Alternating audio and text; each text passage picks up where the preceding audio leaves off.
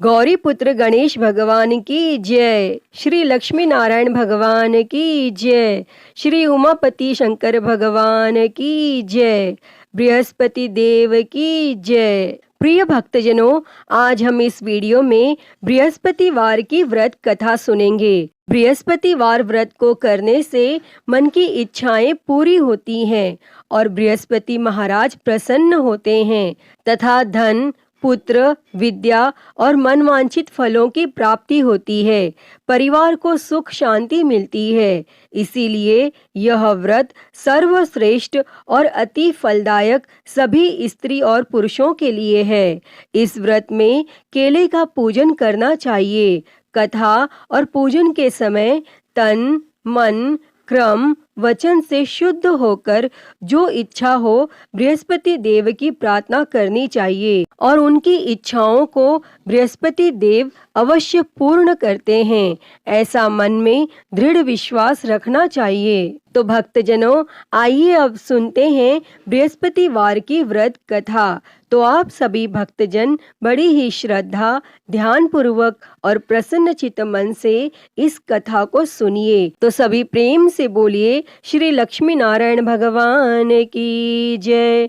बृहस्पति देव की जय। सर्व देवी देवता की जय। भारतवर्ष में एक राजा राज्य करता था। वह बड़ा प्रतापी और दानी था। वह नित्य गरीबों और ब्राह्मणों की सहायता करता था, लेकिन यह बात उसकी रानी को अच्छी नहीं लगती थी। वह ना ही गरीबों को दान देती और ना ही भगवान का पूजन करती थी और राजा को भी दान देने से मना किया करती थी। एक दिन राजा शिकार खेलने वन को गए हुए थे तो रानी महल में अकेली थी। उसी समय बृहस्पति देव साधु वेश में राजा के महल में भिक्षा के लिए गए और भिक्षा मांगी। तब रानी ने भिक्षा देने से इनकार किया और कहा, हे साधु महाराज, मैं तो दान पुण्य से तंग आ गई हूँ। मेरा पति सारा धन लुटाता रहता है।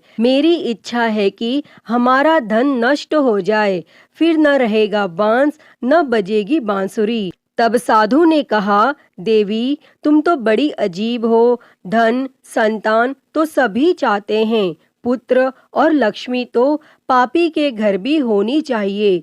यदि तुम्हारे पास अधिक धन है तो भूखों को भोजन दो, प्यासों के लिए प्याऊ बनवाओ, मुसाफिरों के लिए धर्मशालाएं खुलवाओ और निर्धन अपनी कुंवारी कन्याओं का विवाह नहीं कर सकते, उनका विवाह करा दो। ऐसे कई और काम हैं जिनको करने से तुम्हारा यश लोक परलोक में फैलेगा। परंतु रानी पर उपदेश का कोई प्रभाव न पड़ा। वह बोली, महाराज, आप मुझे कुछ न समझाएं। मैं ऐसा धन नहीं चाहती जो हर जगह बांटती फिरूं। तब साधु ने उत्तर दिया, यदि तुम्हारी ऐसी इच्छा है तो तथास्तु। तुम ऐसा करना कि बृहस्पतिवार को घर लीप कर पीली मिट्टी से अपना सिर धोकर स्नान करना, भट्टी चढ़ाकर कपड़े धोना।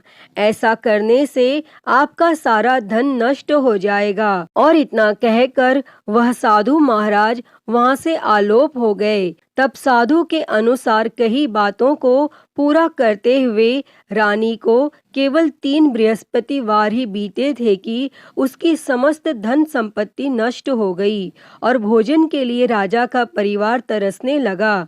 तब एक दिन राजा ने रानी से बोला कि हे रानी, तुम यहीं रहो, मैं दूसरे देश को जाता हूँ, क्योंकि यहाँ पर सभी लोग मुझे जानते हैं, इसीलिए मैं कोई छोटा कार्य नहीं कर सकता। तब ऐसा कहकर राजा परदेश चला गया और वहां वह जंगल से लकड़ी काटकर लाता और शहर में बेचता और इस तरह वह अपना जीवन व्यतीत करने लगा। इधर राजा के परदेश जाते ही रानी और दासी दुखी रहने लगे। एक बार जब रानी और दासी को 7 दिन तक बिना भोजन के रहना पड़ा तो रानी ने अपनी दासी से कहा, हे दासी, पास ही के नगर में मेरी बहन रहती है, वह बड़ी धनवान है, तू उसके पास जा और कुछ ले आ ताकि थोड़ी बहुत गुजर बसर हो जाए। तब दासी रानी की बहन के पास गई और उस दिन गुरुवार था और रानी की बहन उस समय बृहस्पतिवार व्रत की कथा सुन रही थी। तब दासी ने रानी की बहन को अपनी रानी का संदेश दिया, लेकिन रानी की बड़ी बहन ने कोई उत्तर नहीं दिया।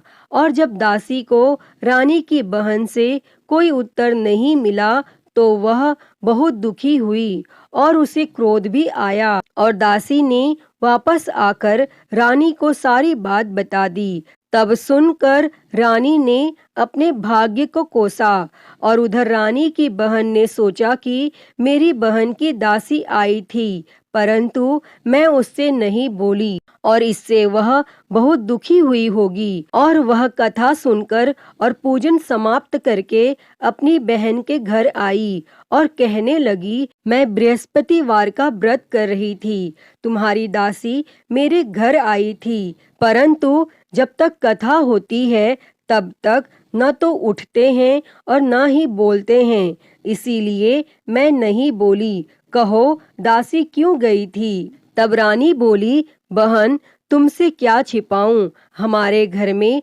खाने तक को अनाज नहीं था। और ऐसा कहते कहते रानी की आंखें भर आई। उसने दासी समेत पिछले 7 दिनों में भूखे रहने तक की बात अपनी बहन को विस्तार पूर्वक सुना दी।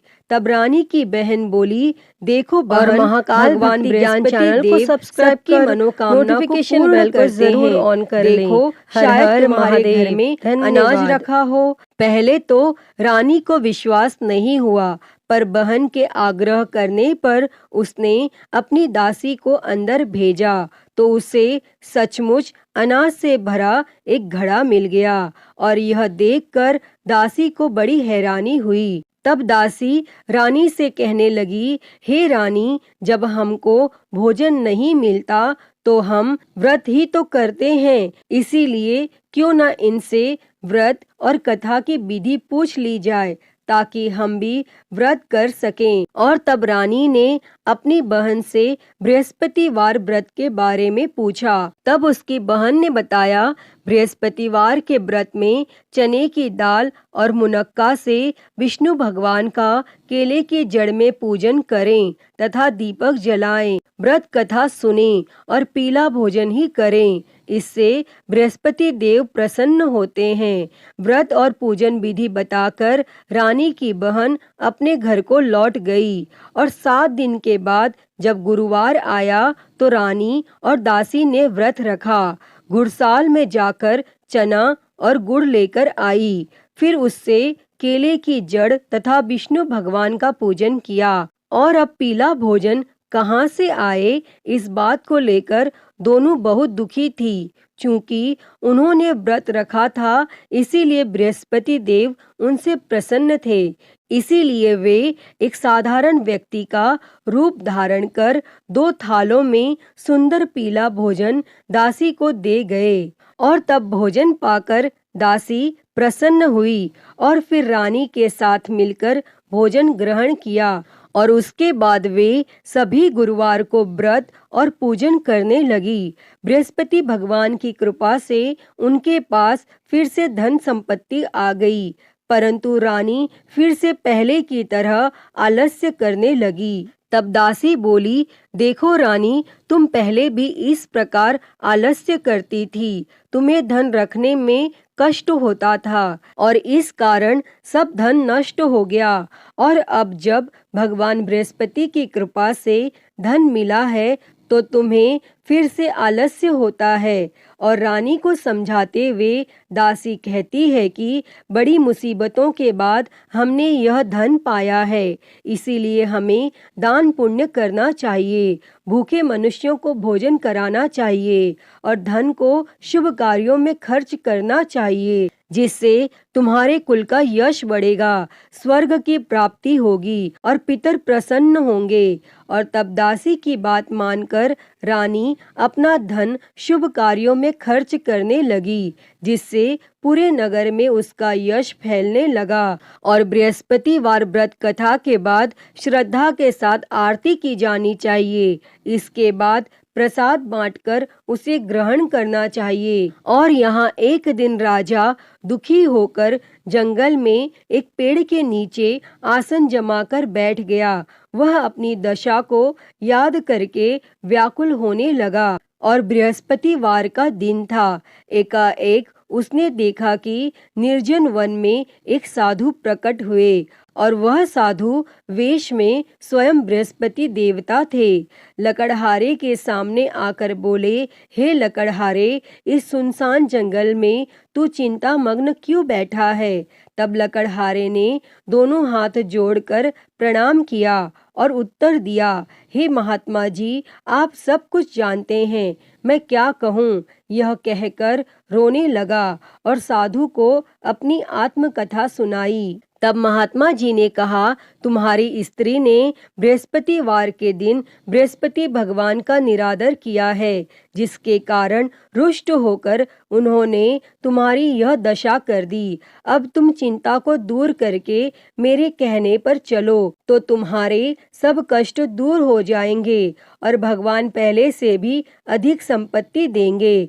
तुम बृहस्पति के दिन कथा किया करो। 2 पैसे के चने मुनक्का लाकर उसका प्रसाद बनाओ और शुद्ध जल से लोटे में शक्कर मिलाकर अमृत तैयार करो। कथा के पश्चात अपने सारे परिवार और सुनने वाले प्रेमियों में अमृत व प्रसाद बांटकर आप भी ग्रहण करो। ऐसा करने से भगवान तुम्हारी सब मनोकामनाएं पूरी करेंगे। तब साधु के ऐसे वचन सुनकर लकड़हारा बोला, हे प्रभु, मुझे लकड़ी बेचकर इतना पैसा नहीं मिलता जिससे भोजन के उपरांत कुछ बचा सकूं।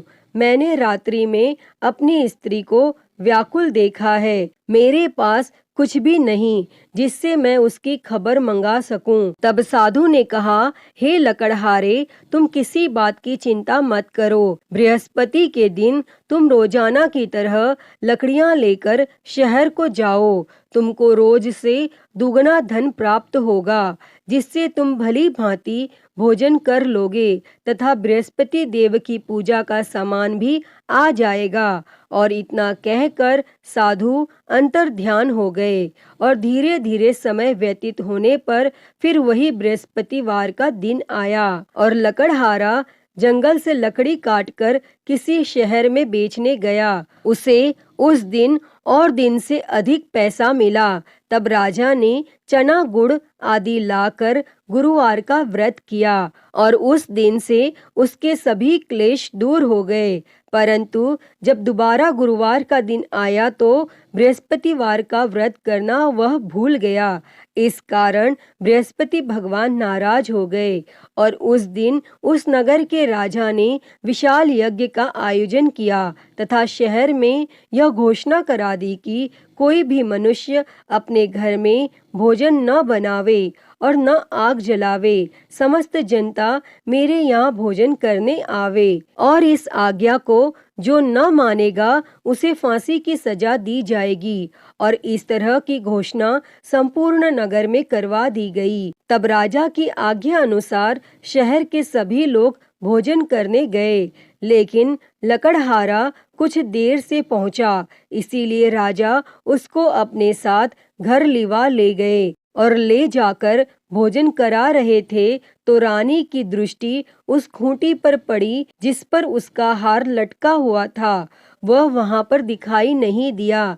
तब रानी ने निश्चय किया कि मेरा हार इस मनुष्य ने चुरा लिया है और उसी समय सिपाहियों को बुलाकर उसको कारागार में डलवा दिया।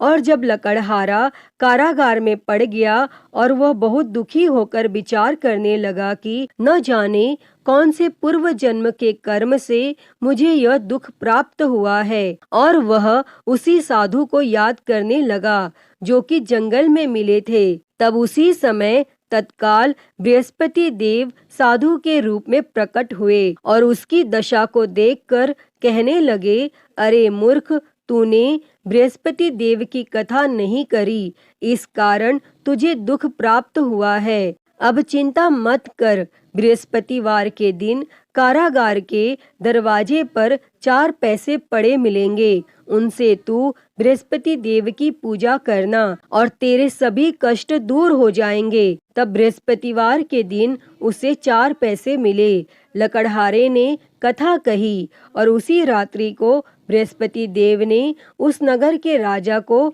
स्वप्न में कहा, हे राजा, तुमने जिस आदमी को कारागार में बंद कर दिया है वह निर्दोष है, वह राजा है, उसे छोड़ देना, और रानी का हार उसी खूंटी पर लटका है। अगर तू ऐसा नहीं करेगा तो मैं तेरे राज्य को नष्ट कर दूंगा। और इस तरह रात्रि के स्वप्न को देखकर राजा प्रातः काल उठा और खूंटी पर हार देखकर लकड़हारे को बुलाकर क्षमा मांगी तथा लकड़हारे को योग्य सुंदर वस्त्र आभूषण देकर विदा कर दिया। और बृहस्पति देव की आज्ञा के अनुसार लकड़हारा अपने नगर को चल दिया। और जब राजा अपने नगर के निकट पहुंचा तो उससे बड़ा आश्चर्य हुआ।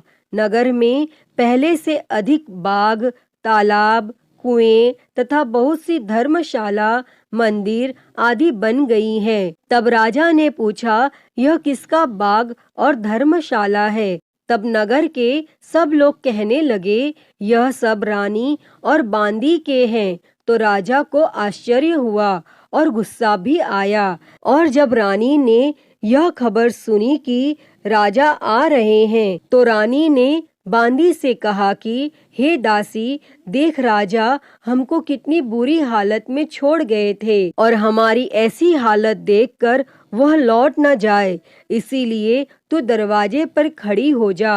तब आज्ञा अनुसार दासी दरवाजे पर खड़ी हो गई और राजा आए तो उन्हें अपने साथ लिवा लाई। तब राजा ने क्रोध करके अपनी रानी से पूछा कि यह धन तुम्हें कैसे प्राप्त हुआ है? तब रानी ने कहा, हमें यह सब धन बृहस्पति देव के इस व्रत के प्रभाव से प्राप्त हुआ है। और फिर राजा ने निश्चय किया कि 7 रोज बाद तो सभी बृहस्पति देव का पूजन करते हैं, परंतु मैं प्रतिदिन दिन में 3 बार कहानी तथा रोज व्रत किया करूँगा। और अब हर समय राजा के दुपट्टे में चने की दाल बंधी रहती तथा दिन में 3 बार कहानी कहता। और एक रोज राजा ने विचार किया कि चलो अपनी बहन के यहाँ हो आवे।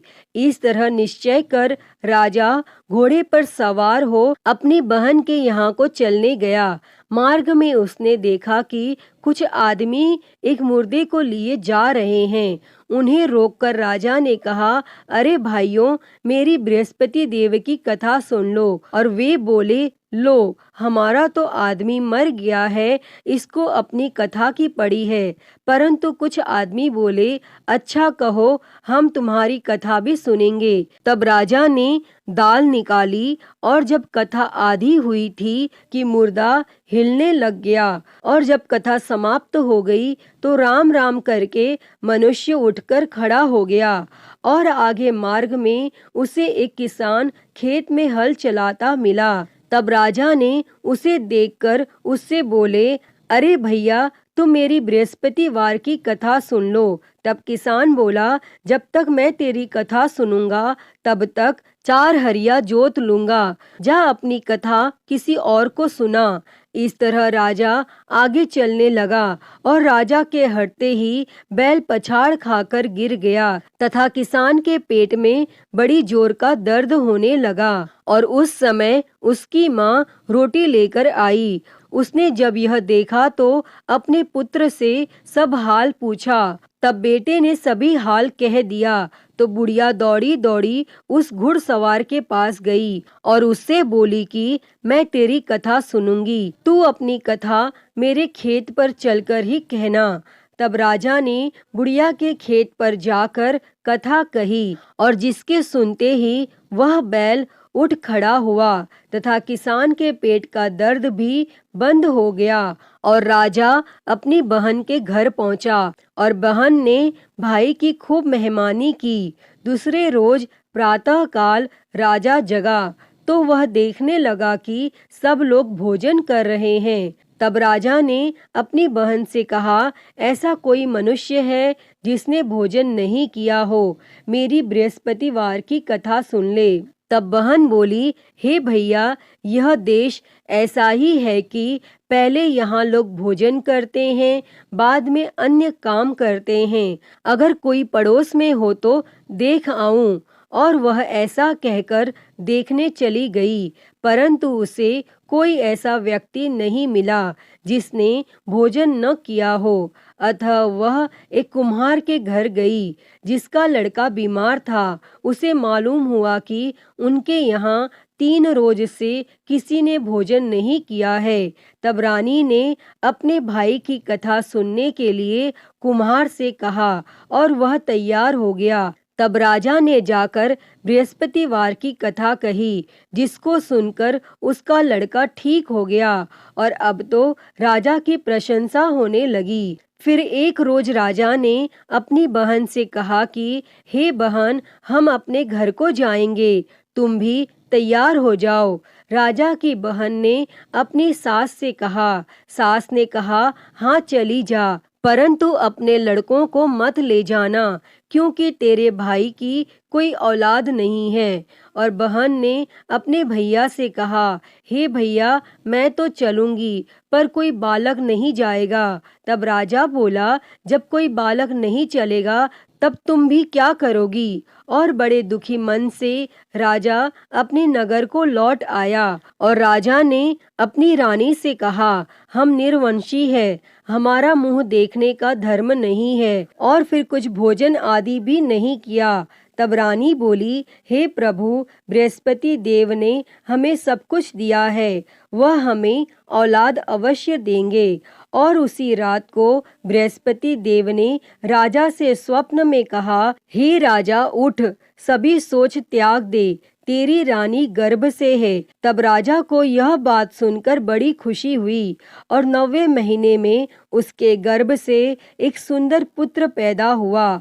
तब राजा बोला, हे रानी, स्त्री बिना भोजन के रह सकती है, पर बिना कहे नहीं रह सकती। जब मेरी बहन आवे तुम उससे कुछ कहना मत। तब रानी ने यह सुनकर हाँ कर दिया। और जब राजा की बहन ने यह शुभ समाचार सुना तो वह बहुत खुश हुई और बधाई लेकर अपने भाई के यहाँ आई। तभी रानी ने कहा, घोड़ा चढ़कर तो नहीं आई, गधा चढ़ी आई। तब राजा की बहन बोली, भाभी, मैं इस प्रकार न कहती तो तुम्हें औलाद कैसे मिलती। प्रिय भक्तजनों, बृहस्पति देव ऐसे ही हैं, जैसी जिसके मन में कामनाएं हैं सभी को पूर्ण करते हैं। जो सद्भावना पूर्वक बृहस्पतिवार का व्रत करता है एवं कथा पढ़ता है अथवा सुनता है, दूसरों को सुनाता है, बृहस्पति देव उसकी सभी मनोकामना पूर्ण करते हैं। जैसी सच्ची भावना से रानी और राजा ने उनकी कथा का गुणगान किया तो उनकी सभी इच्छाएं बृहस्पति देव जी ने पूर्ण की थीं। अतः हे बृहस्पति देव जी, जैसी कृपा आपने राजा और रानी पर की, वैसी ही कृपा इस कथा को कहते, सुनते और हुंकारा भरते सभी पर करना। तो सभी प्रेम से बोलिए, बृहस्पति देव की जय, श्री लक्ष्मी नारायण भगवान की जय। तो आइए बृहस्पतिवार व्रत की एक और कथा सुनते हैं। तो सभी प्रेम से बोलिए, बृहस्पति देव की जय, भगवान विष्णु की जय। प्राचीन समय में एक ब्राह्मण रहता था। वह बहुत निर्धन था, उसकी कोई संतान नहीं थी। उसकी स्त्री बहुत मलिनता के साथ रहती थी। वह स्नान न करती, किसी देवता का पूजन न करती। इससे ब्राह्मण देवता बड़े दुखी थे। बेचारे बहुत कुछ कहते थे, किंतु उसका कुछ परिणाम न निकला। तब भगवान की कृपा से ब्राह्मण की स्त्री को कन्या रूपी रत्न पैदा हुआ। कन्या बड़ी होने पर प्रातः स्नान करके विष्णु भगवान का जाप व बृहस्पतिवार का व्रत करने लगी और अपने पूजन पाठ को समाप्त करके विद्यालय जाती तो अपनी मुट्ठी में जौ भर के ले जाती और पाठशाला के मार्ग में डालती जाती। तब ये जौ स्वर्ण के हो जाते और लौटते समय वह उनको बीन कर घर ले आती थी। और एक दिन वह बालिका सूप में उस सोने के जौ को फटक कर साफ कर रही थी। तब उसके पिता ने देख लिया और कहा, हे बेटी, सोने के जौ के लिए सोने का सूप होना चाहिए। तब दूसरे दिन बृहस्पतिवार था और इस कन्या ने व्रत रखा और बृहस्पति देव से प्रार्थना करके कहा, मैंने आपकी पूजा सच्चे मन से की हो तो मेरे लिए सोने का सूप दे दो। तब बृहस्पति देव ने उसकी प्रार्थना स्वीकार कर ली। तब रोजाना की तरह वह कन्या जौ फैलाती हुई जाने लगी और जब लौटकर जौ बीन रही थी तो बृहस्पति देव की कृपा से सोने का सूप मिला और उसे वह घर ले आई और उसमें जौ साफ करने लगी।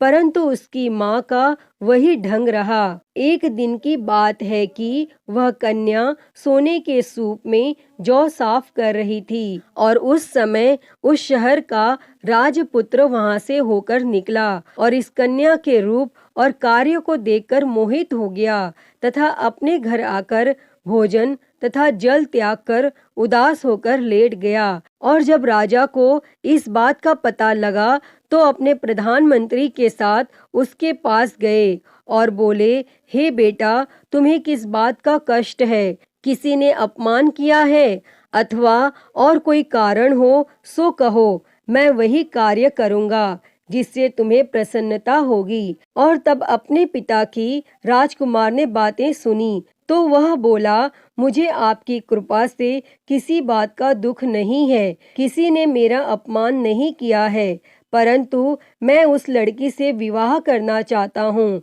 जो सोने के सूप में जौ साफ कर रही थी। और यह सुनकर राजा आश्चर्य में पड़ा और बोला, हे बेटा, इस तरह की कन्या का पता तुम ही लगाओ, मैं उसके साथ तेरा विवाह अवश्य ही करवा दूंगा। तब राजकुमार ने उस लड़की के घर का पता बतलाया और तब मंत्री उस लड़की के घर गए और ब्राह्मण देवता को सभी हाल बतलाया। तब ब्राह्मण देवता राजकुमार के साथ अपनी कन्या का विवाह करने के लिए तैयार हो गए तथा विधि विधान के अनुसार ब्राह्मण की कन्या का विवाह राजकुमार के साथ हो गया। और कन्या के घर से जाते ही पहले की भांति उस ब्राह्मण देवता के घर में गरीबी का निवास हो गया। और एक दिन दुखी होकर ब्राह्मण देवता अपनी पुत्री के पास गए। तब बेटी ने पिता की दुखी अवस्था को देखा और अपनी माँ का हाल पूछा। तब ब्राह्मण ने सभी हाल कहा। तब कन्या ने बहुत सा धन देकर अपने पिता को विदा कर दिया और इस तरह ब्राह्मण का कुछ समय सुखपूर्वक व्यतीत हुआ। परंतु कुछ दिन बाद फिर वही हाल हो गया। ब्राह्मण फिर अपनी कन्या के यहाँ गया और सारा हाल कहा तो लड़की बोली, हे पिताजी, आप माताजी को यहाँ लिवा लाओ, मैं उसे विधि बता दूंगी जिससे गरीबी दूर हो जाएगी। तब वह ब्राह्मण देवता अपनी स्त्री को साथ लेकर पहुँचे तो वह कन्या अपनी माँ को समझाने लगी, हे माँ, तुम प्रातः काल प्रथम स्नान आदि करके विष्णु भगवान का पूजन करो तो सब दरिद्रता दूर हो जाएगी। परंतु उसकी माँ ने एक भी बात नहीं मानी और प्रातः काल उठकर अपनी पुत्री के बच्चों की जूठन को खा लिया। इससे उसकी पुत्री को भी बहुत गुस्सा आया और एक रात को कोठरी से सभी सामान निकाल दिया और अपनी माँ को उसमें बंद कर दिया और प्रातः काल उसे निकाला तथा स्नान आदि करा के पाठ करवाया तो उसकी माँ की बुद्धि ठीक हो गई और फिर वह प्रत्येक बृहस्पतिवार को व्रत रखने लगी। इस व्रत के प्रभाव से उसके माँ बाप बहुत ही धनवान और पुत्रवान हो गए और बृहस्पति जी के प्रभाव से इस लोक के सुख भोग कर स्वर्ग को प्राप्त हुए। अतः हे बृहस्पति देव जी, जैसी कृपा आपने ब्राह्मण पुत्री पर की, वैसी ही कृपा इस कथा को कहते, सुनते और हुंकारा भरते सभी पर करना। सभी के जीवन से दरिद्रता दूर कर सभी के जीवन में धन संपत्ति और सुख समृद्धि देना। तो सभी प्रेम से बोलिए बृहस्पति देव की जय, श्री लक्ष्मी नारायण भगवान की जय। प्रिय भक्तजनों, तो मैं उम्मीद करती हूँ कि आपको आज की ये कथा पसंद आई होगी और अगर वीडियो अच्छी लगी हो तो इसे लाइक करें, ज़्यादा से ज़्यादा शेयर करें और कमेंट बॉक्स में बृहस्पति देव जी की जय लिखना ना भूलें और हरिहर भक्ति चैनल को सब्सक्राइब कर नोटिफिकेशन बेल को ज़रूर ऑन कर लें। हर हर महादेव। धन्यवाद।